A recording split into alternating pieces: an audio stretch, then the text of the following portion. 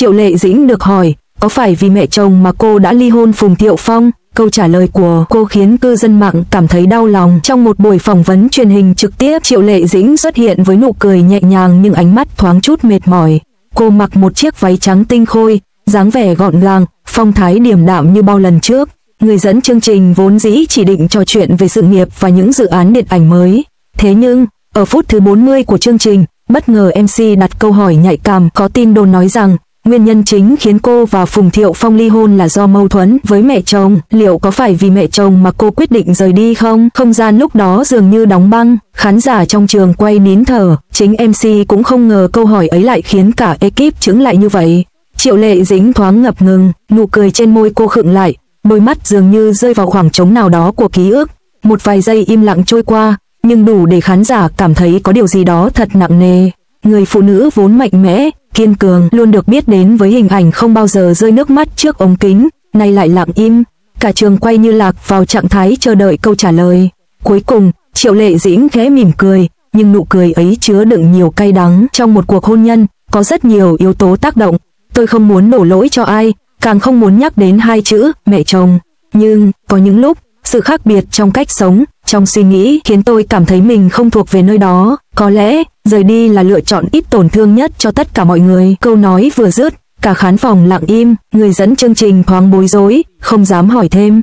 Câu trả lời ấy không trực tiếp thừa nhận, nhưng cũng không phủ nhận. Nó như một sự thật đau lòng được che giấu sau lớp vỏ ngôn từ. Và chính sự thành thật xen lẫn sự kiềm chế ấy đã khiến hàng triệu cư dân mạng rơi nước mắt. Trong những năm tháng làm dâu, Triệu Lệ Dĩnh từng không ít lần đối diện với tin đồn rằng cô không được lòng mẹ chồng. Nhiều nguồn tin cho rằng gia đình Phùng Thiệu Phong xuất thân giàu có địa vị xã hội cao, trong khi Lệ Dĩnh lại đi lên từ nghèo khó, bằng nỗ lực và kiên cường. Sự chênh lệch về xuất thân đã trở thành một rào cản vô hình. Có người nói mẹ Phùng Thiệu Phong mong muốn một nàng dâu môn đăng hộ đối hơn. Mặc dù ngoài mặt bà luôn giữ phép tắc và sự tôn trọng, nhưng khoảng cách tình cảm ấy chưa bao giờ được lấp đầy. Triệu Lệ Dĩnh hiểu rõ điều đó, cô từng nhiều lần nỗ lực chứng minh bản thân, vừa đảm đang chăm sóc gia đình, vừa tỏa sáng trên phim trường, nhưng dường như, sự công nhận mà cô mong đợi chưa bao giờ đến trọn vẹn. Trong cuộc phỏng vấn, sau khi nói câu đầy ẩn ý ấy, Triệu Lệ Dĩnh tiếp tục nghẹn ngào, tôi không hối hận về cuộc hôn nhân này, bởi tôi có được thiên thần nhỏ của mình.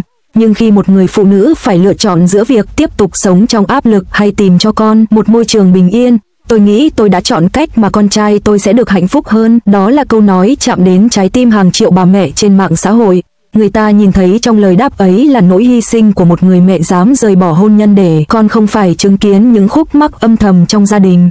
Không lâu sau buổi phỏng vấn, cánh truyền thông lập tức tìm đến Phùng Thiệu Phong. Người ta hỏi anh về phát ngôn của vợ cũ. Phùng Thiệu Phong trầm ngâm, đôi mắt ánh lên nỗi buồn.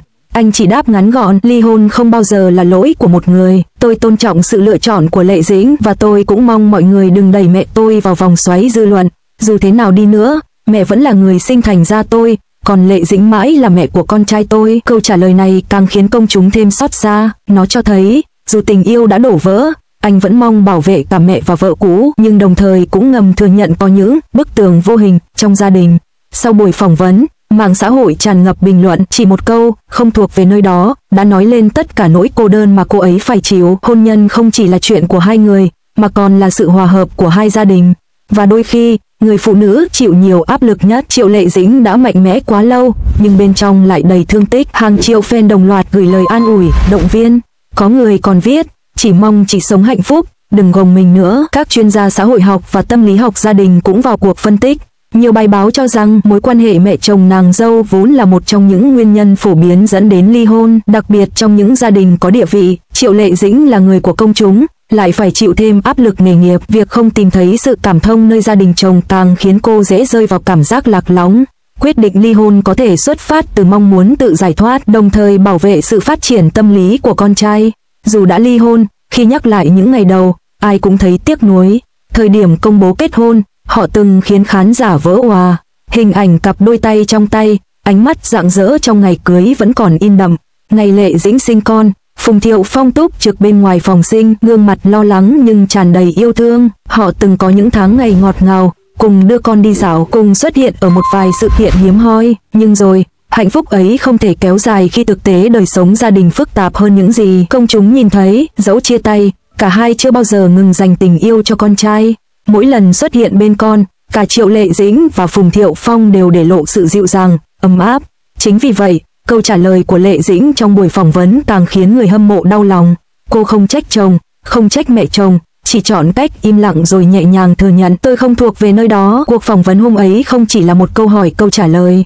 Nó là tấm gương phản chiếu nỗi niềm của hàng triệu phụ nữ từng bước vào hôn nhân, từng đối diện với áp lực, mẹ chồng nàng dâu. Câu trả lời của Triệu Lệ Dĩnh khiến cư dân mạng đau lòng, bởi nó quá thật, quá đời thường, quá gần gũi. Ẩn sau đó không chỉ là bi kịch của một minh tinh nổi tiếng, mà còn là câu chuyện của biết bao người phụ nữ bình dị ngoài kia. Triệu Lệ Dĩnh rời khỏi chương trình hôm ấy với nụ cười gượng gạo, nhưng khi bước ra cánh gà, nhiều khán giả đã kịp nhìn thấy ánh mắt đỏ hoe của cô. Và chính khoảnh khắc ấy, người ta hiểu rằng có những vết thương trong hôn nhân không thể nào xóa nhòa, chỉ có thể học cách sống tiếp cùng nó. Có một điều khán giả tinh ý nhận ra, trong câu trả lời ấy, Triệu Lệ Dĩnh chưa từng nhắc thẳng đến hai chữ mẹ chồng, mà chỉ dùng cụm từ không thuộc về nơi đó. Đây là cách nói khéo léo của một người phụ nữ từng trải, vừa muốn giữ sự tôn trọng cho gia đình cũ, vừa không thể kìm nén hết sự uất ức trong lòng. Im lặng, đôi khi còn mạnh mẽ hơn ngàn vạn lời nói. Và chính sự im lặng ấy đã khiến dư luận dậy sóng, bởi ai cũng hiểu đằng sau nụ cười gượng gạo ấy là cả một trời nước mắt. Ngay sau buổi phỏng vấn, hàng loạt bài báo cũ được cư dân mạng đào lại tin tức về việc Triệu Lệ Dĩnh từng khóc trong hậu trường một sự kiện gia đình. Lời đồn rằng mẹ Phùng Thiệu Phong muốn con trai lấy một cô gái môn đăng hộ đối hơn, và cả những hình ảnh hiếm hoi khi ba người xuất hiện chung, trong đó Lệ Dĩnh luôn giữ khoảng cách. Dù chưa bao giờ có bằng chứng chắc chắn, nhưng những mảnh ghép ấy một lần nữa tạo thành một bức tranh hoàn chỉnh. Mâu thuẫn mẹ chồng nàng dâu có thể chính là rào cản lớn nhất. Người ta thường nói con trai là sợi dây ràng buộc giữa mẹ và vợ, nhưng với Phùng Thiệu Phong, sợi dây ấy đôi khi lại biến thành lưỡi dao hai lưỡi. Anh đứng giữa mẹ người đã sinh thành, nuôi dưỡng mình và vợ người anh từng thề nguyền gắn bó. Bất kỳ lựa chọn nào cũng sẽ khiến một bên bị tổn thương. Và kết quả cuối cùng, có lẽ anh đã chọn cách im lặng, nhưng sự im lặng ấy lại làm Triệu Lệ Dĩnh thêm lạc lõng. Một người đàn ông bị kẹt giữa hai tình yêu khác biệt, và đôi khi, sự thiếu quyết đoán của anh lại trở thành nguyên nhân gián tiếp của bi kịch. Nhiều đồng nghiệp trong showbiz từng kể rằng Triệu Lệ Dĩnh là người rất ít chia sẻ chuyện riêng tư. Dù gặp khó khăn, cô vẫn giữ vẻ ngoài tươi cười, lạc quan.